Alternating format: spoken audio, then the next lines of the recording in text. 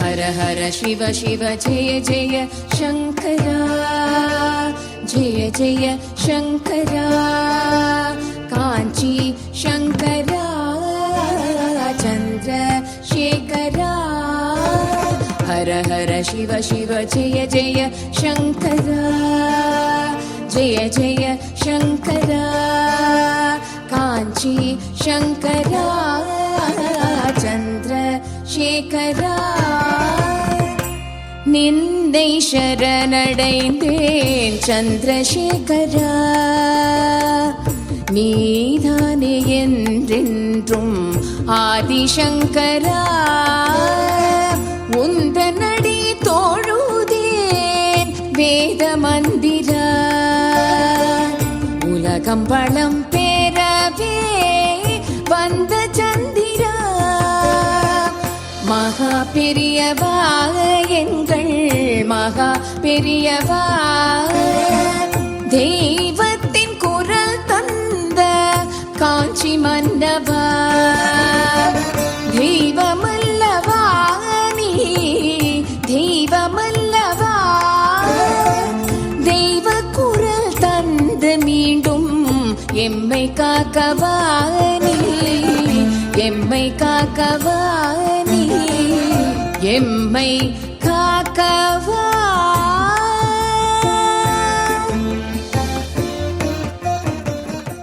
இந்த மாதிரி வந்திருக்கார், கச்சேரி வாசிச்சுட்டு வந்திருக்கார். பெரியவா பாதத்தில் ஏதோ சேர்க்கணுங்கிறார் அப்படின்னு பெரியவா தன்னுடைய 2 பாதத்தையும் அப்படி காமிப்போம்.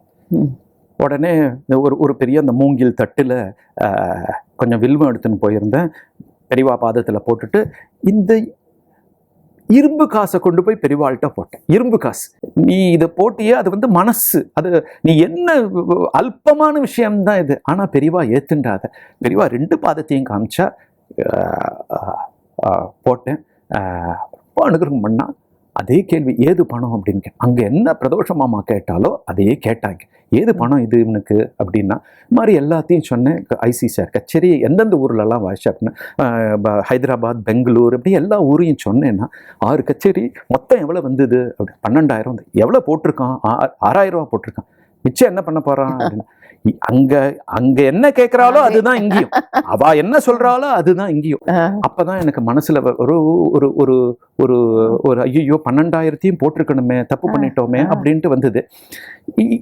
தென் ஐ டிசைட், சரி இன்னொரு தடவை அதை சேர்க்கணும் அப்படின்ட்டு சம் டூர் போயிட்டு வந்தேன். அப்போ வந்து ஒரு ஐ ஹாவ் ஒரு 5,000 rupees அதை மாற்றி எடுத்துன்னு வந்தேன்.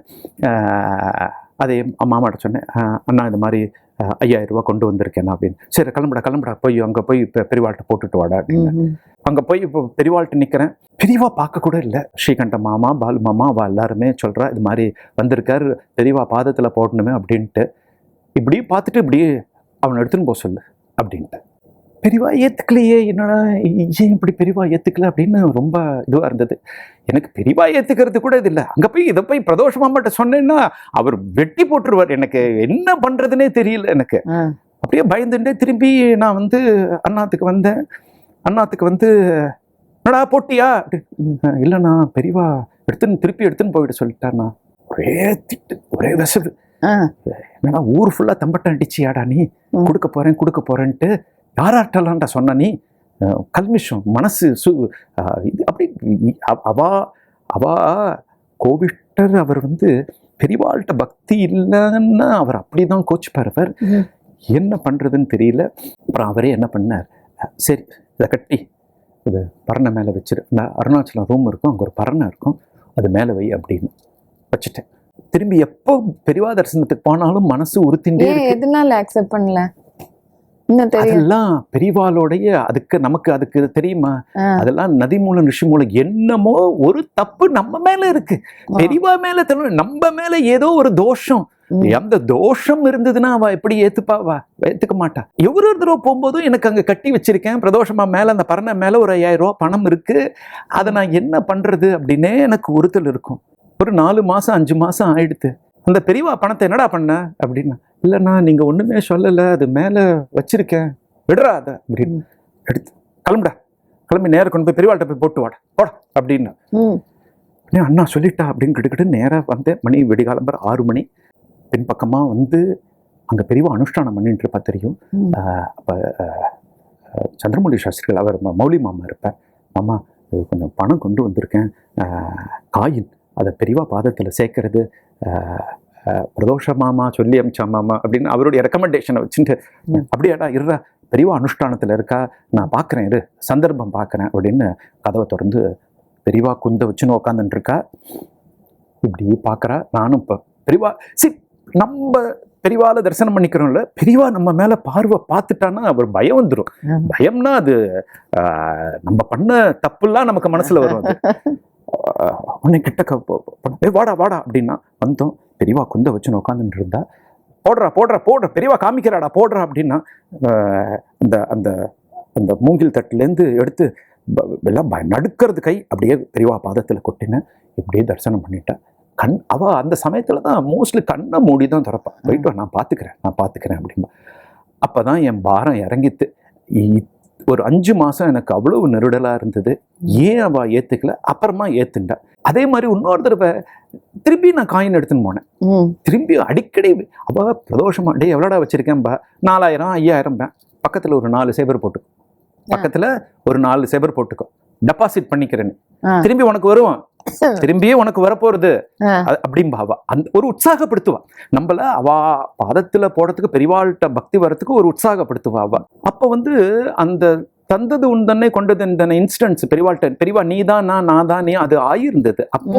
அப்ப எல்லாம் நாங்கெல்லாம் பேசிப்போம், அத்தியா பெரியவா சொல்லியிருக்கா, பெரியவா வேற இல்லை, பிரதோஷ மாமா வேற இல்லை அப்படின்னு சொல்லியிருக்கா, தந்தது உண்டனை நீ தான் நான் தான் நீன்னு சொல்லிட்டா அப்படிங்கிற இது மனசுல கொஞ்சம் கொஞ்சமா அது இன்டர்னலைஸ் ஆயின்னு இருக்காது. அப்ப சட்டுன்னு ஒரு ஸ்பார்க்கு, எப்போ பெரியவா வேற இல்லை அண்ணா வேற இல்லை அப்படின்ட்டாலோ அப்போ மாமா பாதத்திலே போட்டுடலாமே அப்படின்ட்டு, அண்ணா நான் பெரியவாளுக்கு போடுறதுக்கு தான் எடுத்துன்னு வந்தேன் 5000 ரூபாய், நீங்கள் உங்கள் பாதத்தை காமிங்கோ, நான் உங்கள் பாதத்திலேயே நான் பண்ணிடுறேன். வேதம் இவன் என் பாதத்தில் போடப்பான, ஏண்டா இங்கே ஏண்டா போடுற அப்படி இல்லை, நீங்கள் தான் பெரியவாலே சொல்லியாச்சு, நீங்கள் தான் அவா வேற இல்லை நீ வேற இல்லை அப்படின்ட்டு ரொம்ப சந்தோஷப்பட்டுட்டா. ரொம்ப ஆத்மார்த்த திருப்தி அவருக்கு.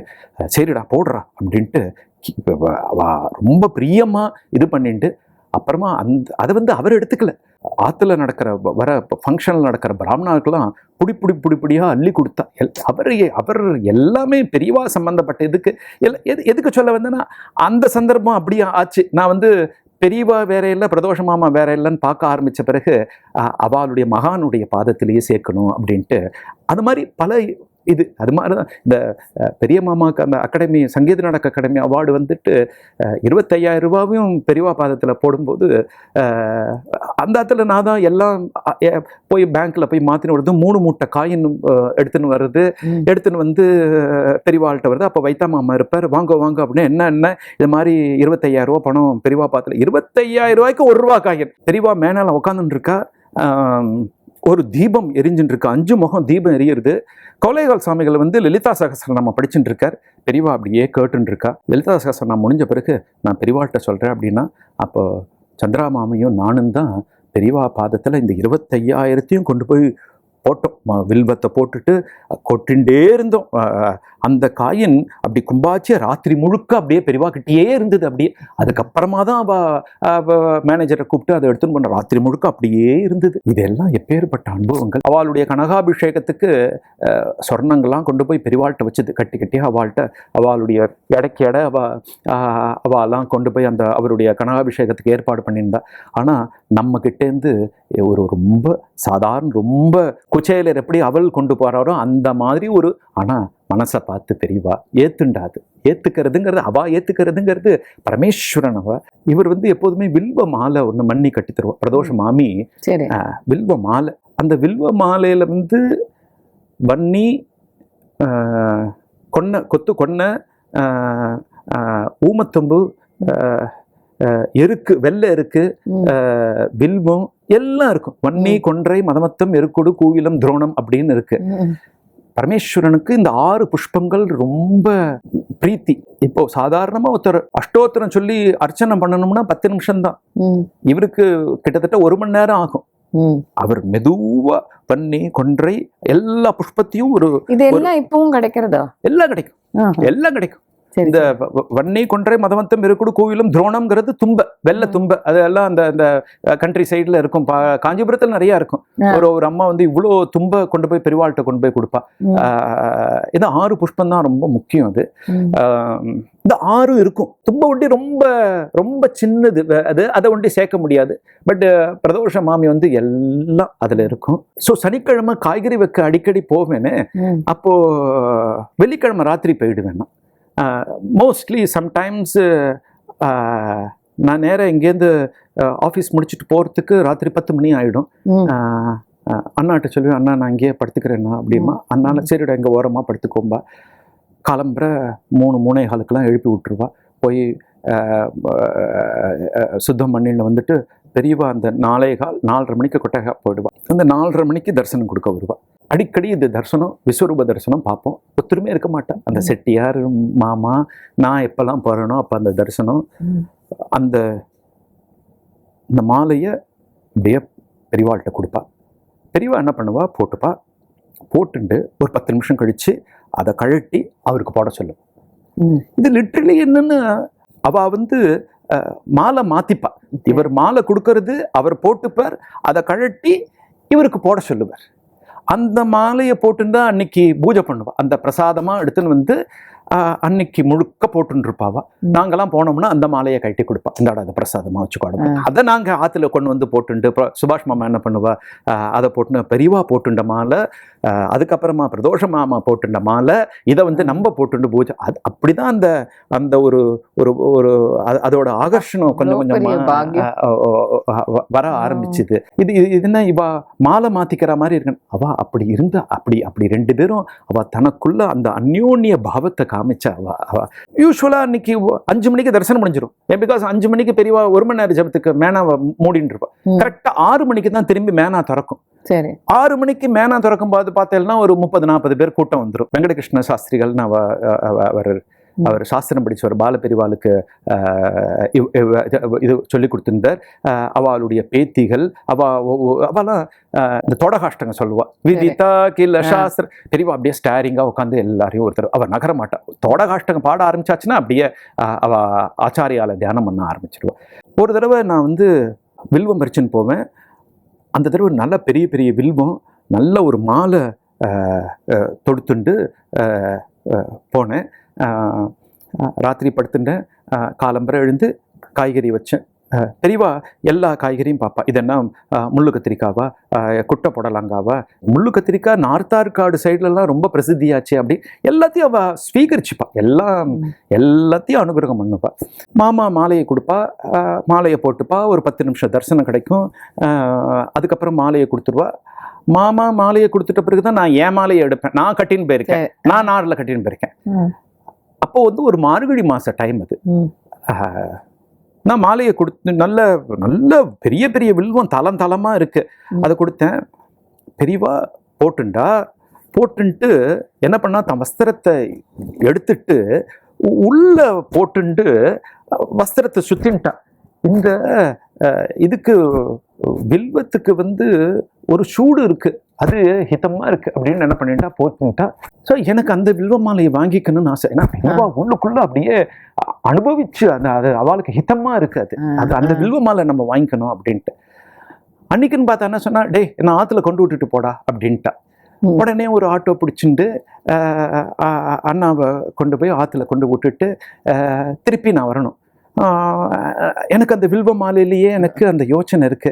அண்ணாட்ட ஒன்றும் சொல்லலை. நான் திரும்பி அண்ணாட்ட சொல்லிட்டு தான் போகணும். நான் என்ன பண்ணேன், சரி அவள் ஏதாவது கோச்சுக்க போகிறாளன்ட்டு அண்ணாவை ஆற்றுல இறக்கி விட்டு நான் திரும்பி ஒரு ஆட்டோ பிடிச்சிட்டு நேராக வந்தால் பை த டைம் 6:15 ஆயிடுத்து. எல்லாம் கூட்டம் வந்துடுத்து. பெரியவா பக்கத்தில் அவள் கைட்டி பக்கத்தில் போட்டிருக்கா. போட்டுட்டு அந்த வில்வ மாலை எப்படியாவது வாங்கணும்னு நானும் திண்டாடுறேன். யார்கிட்ட போய் சொல்றதுன்னு தெரியல. இப்படி பார்த்தா அப்படி தூக்கினா அதை அவன்கிட்ட கொடு அப்படின்ட்டா. ஸோ ரொம்ப சாதாரண அந்த வில்வ மாலை இன்னும் வச்சிருக்கேன். இன்னும் நான் அதை காப்பாத்தி வச்சிருக்கேன். அந்த நான் தொடுத்துன்னு போய் அந்த வில்வ மாலை இன்னும் அது ரொம்ப இதுவா இருக்கா? அப்படியே காஞ்சி போயிருக்கு, அப்படியே இதுவா இருக்கு. இன்னும் still I kept it keeping us. அது ரொம்ப ட்ரெஷர். அது these are the very very very very என்ன சொல்றது, வெரி சிம்பிள் இன்ஸ்டன்ட். ஆனா அந்த சமயத்துல மனசுல அவ்வளவு திருப்தி கொடுத்த அனுபவங்கள். அது எல்லாம் அவருக்கு தெரியாதானே உங்களை அப்படியே பல்ஸ் பார்த்து அதுக்குதான் பக்கத்துல வச்சுருந்தேன். நிறைய கூட்டம் வந்திருக்கு. அதே மாதிரிதான் இந்த பிர்லா குடும்பம்லாம் வந்திருந்தா அந்த சமயத்திலயும் நான் அங்க பெரிவால தரிசனம் பண்ணிட்டு இருக்கேன். அந்த பக்கமா உள் பக்கமா வந்தேன். அவ என்ன சொல்லிட்டா, அவ பிர்லா குடும்பம்லாம் வந்திருக்கா, அவ இப்ப போக முடியாதுன்னு. இல்லம்மா வில்லு மாலை கொண்டு வந்திருக்கேன், அதை ஒண்டி பெரிவாள்கிட்ட சேர்த்துறேன். சரி கொடுத்துட்டு வந்துரும் அப்படின்னா.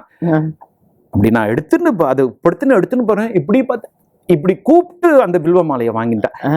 Very simple, very minor instant. But அந்த சமயத்துல நமக்கு அது அந்த திருப்தி இருக்கு பத்தேல. அவ பார்த்து சரி நான் வாங்கிட்டேன் அப்படின்பா. இது எல்லாமே பல விதத்துல நடந்த, பல சந்தர்ப்பங்கள்ல நடந்த இது. நீலா அடிமை உமக்கே ஆலை. நீலா அடிமையும்பா பிரதோஷமாமா. பிறரை வேண்டாது, பிறரை வேண்டாது. மீளா அடிமை உமக்கே ஆளாய் பிறரை வேண்டாது. இப்ப வேற எந்த தெய்வமோ எந்த சுவாமிகளோ வேற ஆச்சாரிய அவால மேலாம் துவேஷம் கிடையாது. இவர் சுந்தரமூர்த்தி நாயனார் பரமேஸ்வரனை தவிர்த்து அந்நியத்தா வேற எந்த தெய்வமும் எனக்கு கிடையாது, எல்லாமே அவருடைய சொரூபம். அப்படிதான் இவா பார்த்தது. இப்படி பக்தி பண்றதுங்கிறது அந்த கோவில் வரத்துக்காக எப்பேற்பட்ட தபஸ் எல்லாம் பண்ணிண்டாவா.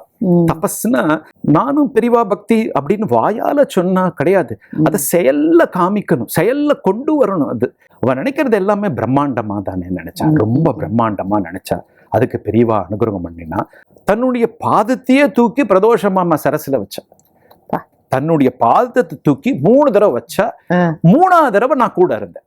3ஆவது தடவை வைக்கும் போது 1992 திருக்கார்த்திகை தீபம் அன்னைக்கு ஞாயிற்றுக்கிழமை வந்தது. அன்னைக்கு சனிக்கிழமை போக முடியல, ஒரு நாள் மறுநாளுக்கு போயிருக்கேன். இது இந்த தரிசனம் நடக்கணும்னு ஏதோ இருந்திருக்கு. அப்ப 3 மணிக்கு 3லேருந்து 4 தரிசனம், அப்பதான் 1 மணி நேரம் தரிசனம் கொடுப்பா. So I use to go to Pradosh மாமாவும். அவரை மோட்டர் வச்ச ஆட்டோ ரிக்ஷா.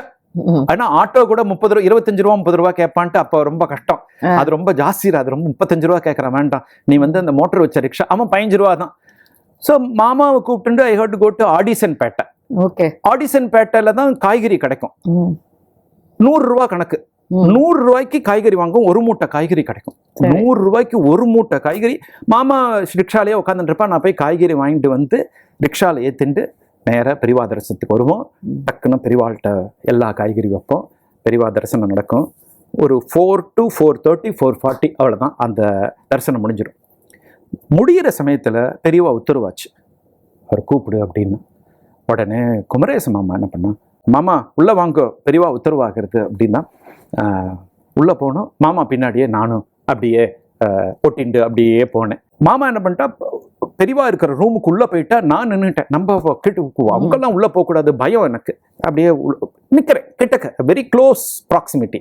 அப்படியே கிட்டக்க நின்றுட்டு இருக்கேன். பெரியவா என்ன பண்ணா, மாமா உட்கார சொன்னா. உட்காந்துட்டு அவ பெரியவா அந்த சமயத்தில் கொஞ்சம் அப்படி அந்த பெரம்பு சேரில் கொஞ்சம் சாஞ்சுட்டு உட்காந்துப்பா. அப்போ முன்னாடி ஒரு பெரம்பு ஸ்டூல் மாதிரி இருக்கும், அதை நகர்த்த சொன்னாது. அதை நகர்த்திட்டு அது கிட்டக்கவா அப்படின்னா. கிட்டக்க 2 பாதத்தையும் தூக்கி பிரதோஷ மாமா சரசில் வச்சா. இப்படி பிடிச்சிண்டா, அப்படியே தேய்ச்சிண்டா. ஒரு 5 நிமிஷம் 10 நிமிஷம் போரும்னு சொல்றா பெரியவா. இவர் அப்படியே விடல. இணையார் திருவடி என் தலைமேல் வைத்தலுமே துணையான சுற்றங்கள் அத்தனையும் துறந்தொழிந்தேன். அவளுக்கு சுற்றத்தாருங்கிறது யாருமே நிறைய பேர் அவளுடைய பந்துக்கள் இவாளா இருக்கா. ஆனா ஒரு கல்யாணமோ இது எங்கேயுமே கிடையாது. பெரியவா அவர் பாதத்தை வச்சு.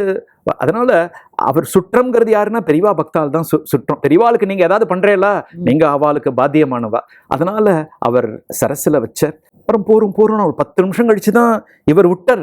அவருக்கு அப்படியே போட்டு தன்னுடைய சரசுல தேய்ச்சிக்கிறார். ஏன்னா அவர் அப்படி ஒரு ஆனந்த நிலையில இருந்தார். அந்த ஒரு த மொமெண்ட் அப்படி சொல்லுவோமே, ஆனந்த நிலையில இருந்தார். வாடா ஆற்றுக்கு வாடா அப்படின்ட்டு. அவ்வளோதான் பேச்சு. உடனே ஆட்டோ பிடிச்சி அவர் ஆற்றுக்கு அழிச்சுன்னு போய் ஒரு 10-15 நிமிஷம் ஆச்சு அவருக்கு நிதானம் திரும்பி ஒரு கான்ஷியஸ் வரத்துக்கு. உடனே வேதம் சொஜ்ஜி கலரு நான் குழந்தை அழிச்சுன்னு போனால் இன்னைக்கு பெரியவாளோட பாதஸ்பரிசம் கிடைச்சிது. ஸோ பண்ணிட்டு ஆனந்தம்னா அதை 3 தடவை எப்படி மாணிக்க வாசகருக்கு பரமேஸ்வரன் வச்ச மாதிரி பெரியவா அதை பார்க்கக்கூடிய தரிசனம் எனக்கு கிடைச்சிது. அது கிட்டக்க இருந்து பார்க்கக்கூடிய ஒரு அனுபவத்தையும் அனுகிரகத்தையும் கொடுத்தா பெரியவா. அதுக்கு இந்த மாதிரி there are so many bits and pieces. என்ன சொல்றது, ஒரு நாளும் அங்கே வந்து நான் தேவாரம் கற்றுன்றது, திருவாசம் கற்றுன்றது, அவா பாடும்போது கேட்டது, சாயந்தர வேலையில் பிரார்த்தனைகள் நடக்கும், அங்கே உக்காந்துட்டு நித்தியம் அங்கே சிவநாம சாயந்தரம் இன்னைக்கும் நடந்துட்டு இருக்கு. இன்னைக்கும் அது விடாம நடந்துட்டு இருக்கு. அது உலகத்திலேயே ஒரு சத்தியம். ஏன்னா அவர் சத்தியம் இல்லையா, பெரியவா சத்தியம், ஈக்குவல் பெரியவா வேற எல்லாம் பிரதோஷ மாமா வேறனா அவர் சத்தியம், பெரிய தர்மிஷ்டர் அவர். அது மாதிரி அது அவ பண்ணினதெல்லாம் நிலைச்சு நிற்கும். அதனாலதான் அவருடைய யோசனை வந்து சாதாரண யோசனை இல்லை. ராஜராஜ சோழன் வந்து பெரிய கோவில் கட்டினா பெரியவாளுக்கு பெருங்கோயில் கட்டணும் அப்படின்ட்டு. இப்ப மணிமண்டபம் சொல்றோன்னா மணிமண்டபம் யார் கட்டுவா?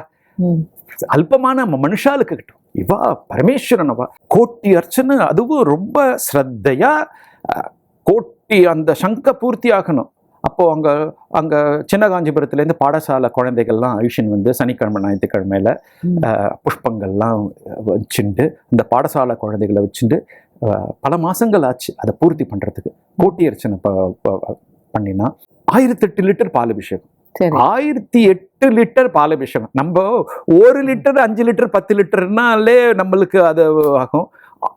கேனா வந்து இறங்கும். 1008 லிட்டர் பாலை, அந்த பாலை பெரியவாளுக்கு அபிஷேகம் பண்ணிட்டு அந்த பாலை கொண்டு போய் இப்போ பெரியவா கோவில் இருக்க கர்ப்ப கிரகம் அங்க கொண்டு போய் விசர்ஜனம் பண்ணணும். அங்க லிட்டரலா பக்கத்துல பாலாறு இருக்கு இல்லையா, பிரதோஷமாமா இருக்கும்போது பாலாரா ஓடித்து கொண்டு போய் 1000 லிட்டர் கேனன் லிட்டரையும் பாலை கொண்டு போய் அங்க கொண்டு போய் விசர்ஜனம் பண்ணிட்டு வர்றது.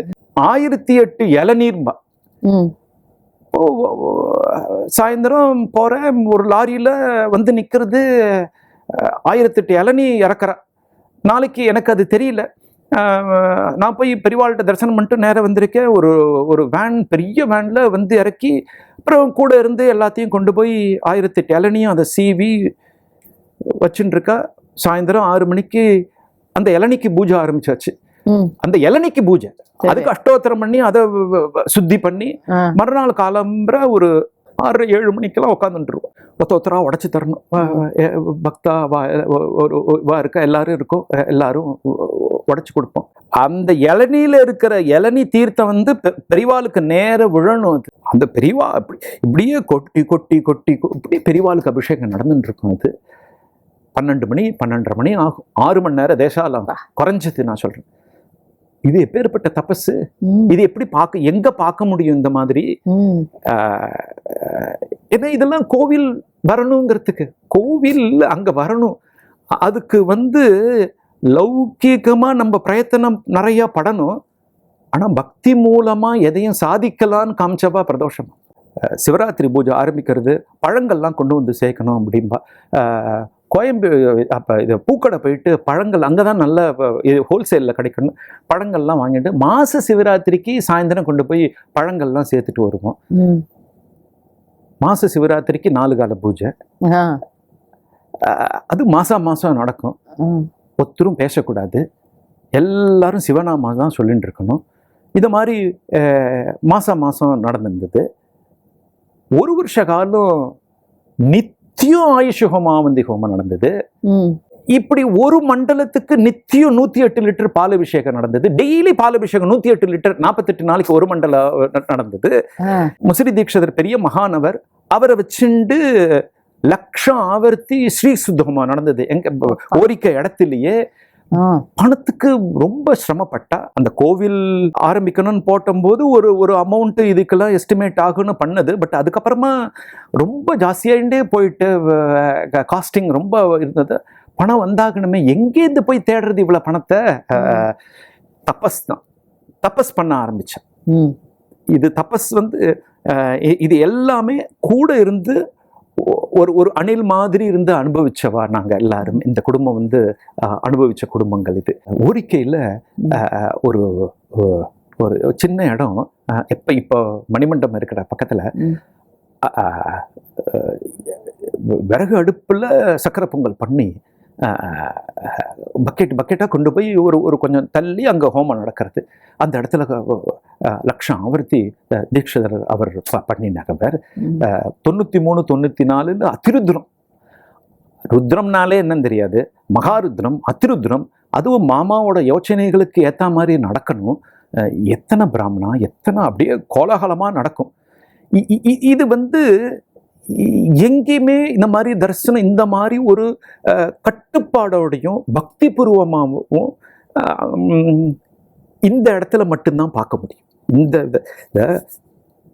ஏன் கட்டுப்பாடுன்னு சொன்னேன்னா, இந்த ஆராதனை போது, ஆராதனைங்கிறது ஜெயந்தியில் கூட கொஞ்சம் முன்ன பின்ன அப்படி நடந்துடலாம். ஏன்னா அது வந்து பெரியவாளுடைய ஒரு ஜென்ம நட்சத்திரம் சம்பந்தப்பட்டது. ஆராதனைங்கிறது அப்படி கிடையாது. இந்த ஆராதனம் போது விடிகாலம்புற 3-4 மணிக்கு எழுந்துக்கணும்.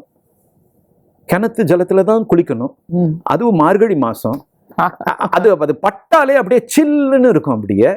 ஆனா ஏதோ சொல்லுவேன், இந்த மாதிரி கிணத்து ஜலம் கொஞ்சம் வெது வெதுன்னு இருப்பா. அதெல்லாம் இல்லை. அதே நம்ம அப்படியே நடுக்கத்துல தான் போகணும். ஒரு ஜலம் உள்ள நிர்ஜலமா இருக்கணும். குடிக்க தண்ணியெல்லாம் எதுவும் சாப்பிடக்கூடாது. ஒரு 5:30-6 மணிக்கு என்ன பண்ணுவா, இந்த இது கொடுப்பா, பஞ்சகவ்யம் கொடுப்பா. சரி, பஞ்சகவ்யம் பிராசனம் பண்ணிக்கணும். அது உள்ள போச்சுனாலே வயிற்ற குமட்ட ஆரம்பிச்சு. அது எப்படி என்னடா அது காலங்காத்தால நமக்கெல்லாம் காலம்பரை எழுந்து நல்ல 1.5 டம்ளர் காப்பி குடிச்சு பழக்கம் நமக்கு. இதெல்லாம் இது எதுக்குன்னா, நம்மளை வந்து எவ்வளவு தூரம் நம்மளை கட்டுப்படுத்திக்க முடியுமோ கட்டுப்படுத்திட்டு அங்க காரியம் பண்ணணும். திரு கணேஷ்குமார் அவர்களின் அனுபவங்கள் அடுத்த வாரமும் தொடரும்.